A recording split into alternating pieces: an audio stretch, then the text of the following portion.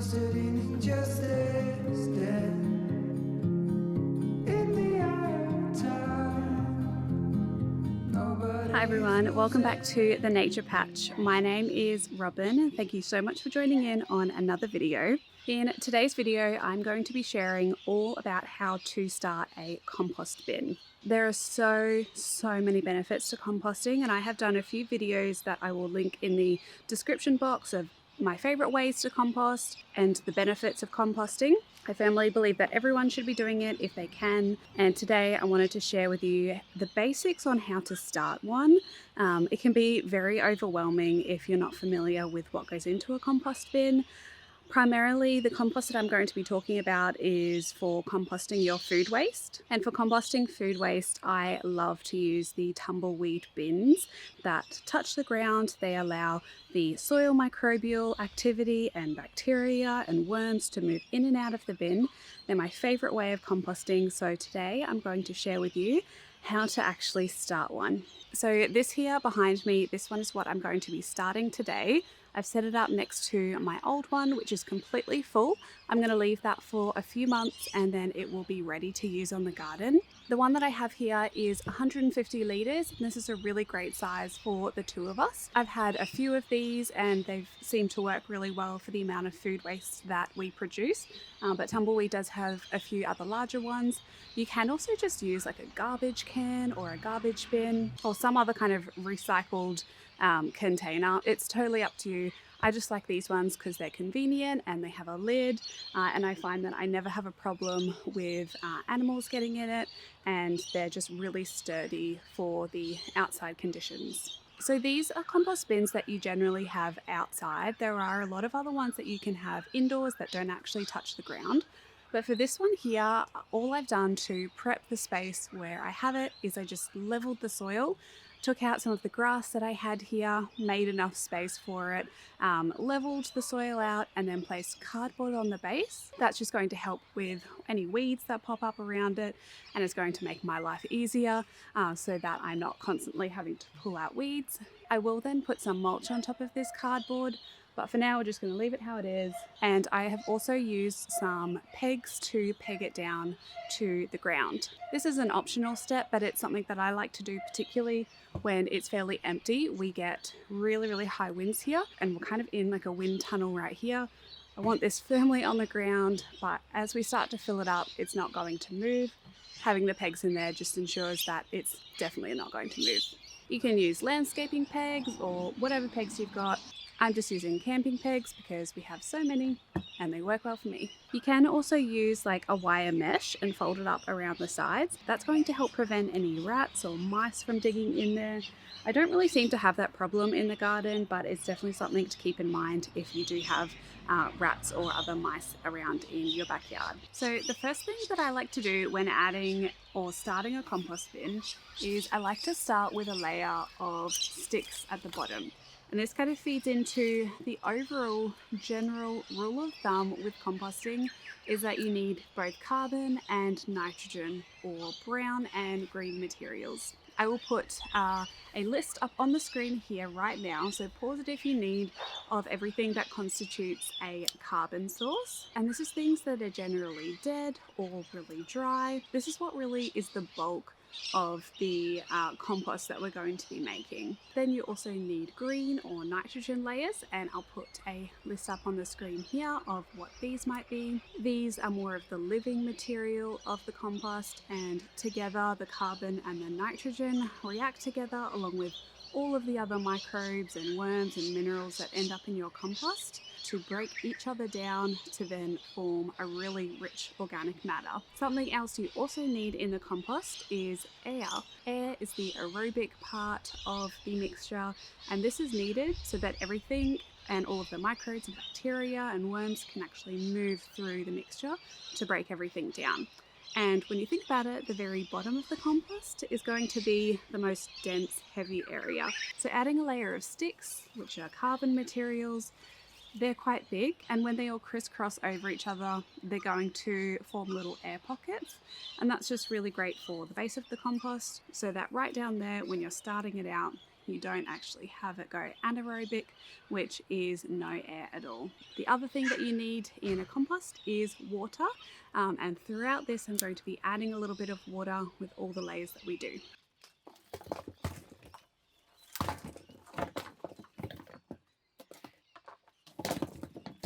If you don't have any sticks around, then you can just use cardboard, which is another carbon layer, and just scrunch it up in little balls and add that in, and that's also going to allow the base to have a little bit more air.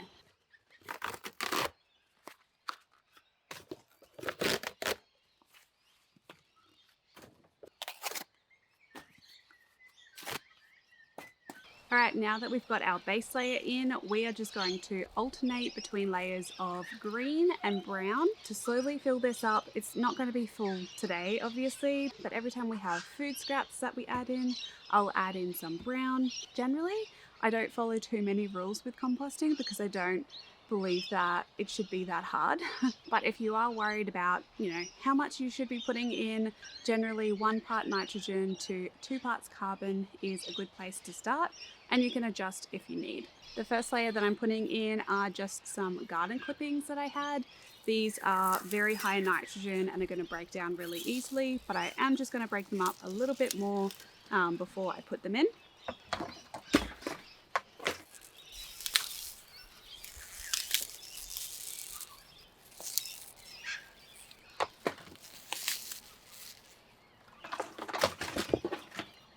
I also have some food scraps that I'm going to add in here. You can compost any food scraps that you like, even meat and dairy if you really want in a system like this. Just really making sure that you do cover it with carbon and give it a mix. I don't really compost any meat or dairy. We don't really eat a lot of it in our family anyway, but if you are, I would recommend leaving your compost to sit a little bit longer than you otherwise would with just organic vegetable and garden scraps in it, because obviously rotting meat can contain different diseases and things that you generally don't want. I'd probably steer clear of it if you're a first time composter. Just stick to the food scraps and you will have brilliant compost.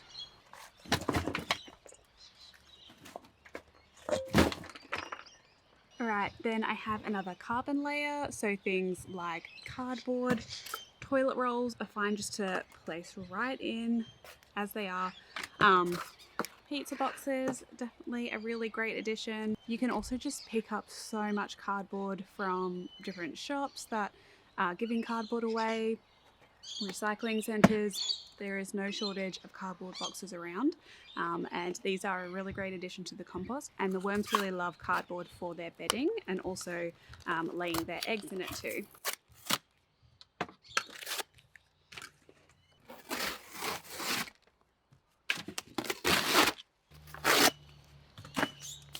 Once you have the first few layers in, it's a good idea to add moisture in. Water is life and compost bins definitely need moisture. So I'm just going to add a little bit of water in just to make sure that everything is nice and damp in here.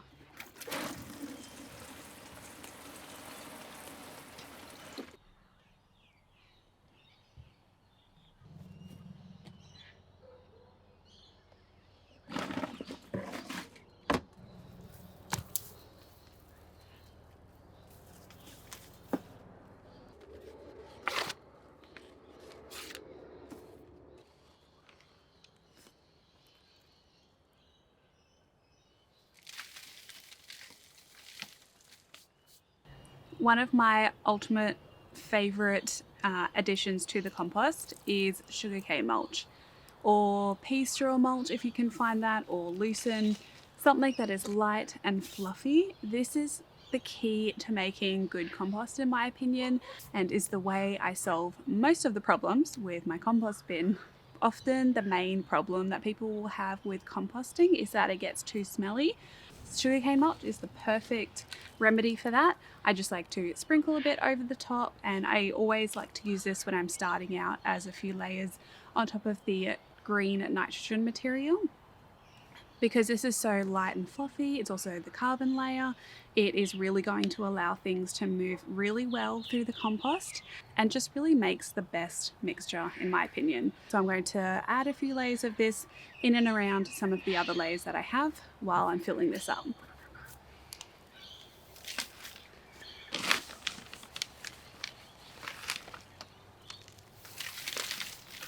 Making sure to keep adding water as you go.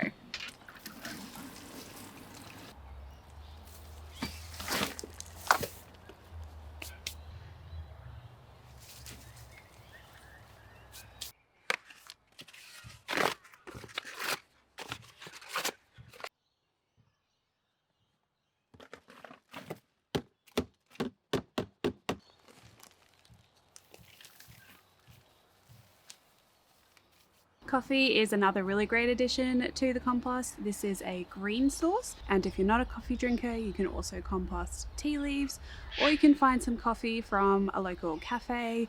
They might even save the leftover coffee grinds for you, so you can add it to your compost bin. It's also a really great material to kickstart your compost at the start because it is so high in nitrogen and quite a fine material that it's going to help everything break down even quicker.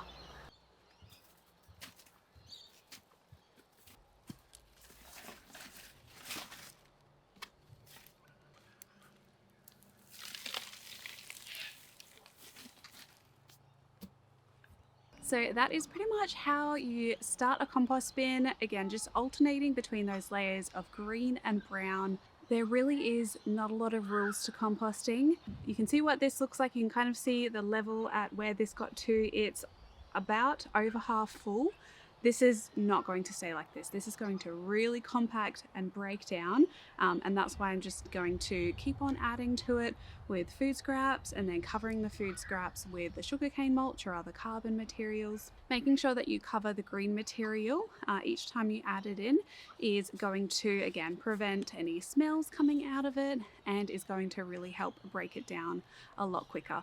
If you've got any questions regarding composting, make sure to let me know in the comments, or let me know if you have ever tried these systems or how you like to compost. I think these are really great for suburban backyards, and they're really affordable too. So I think they are a really great option. So thank you so much for watching today's video. I hope you found it useful, and until my next one, happy gardening everyone. Bye.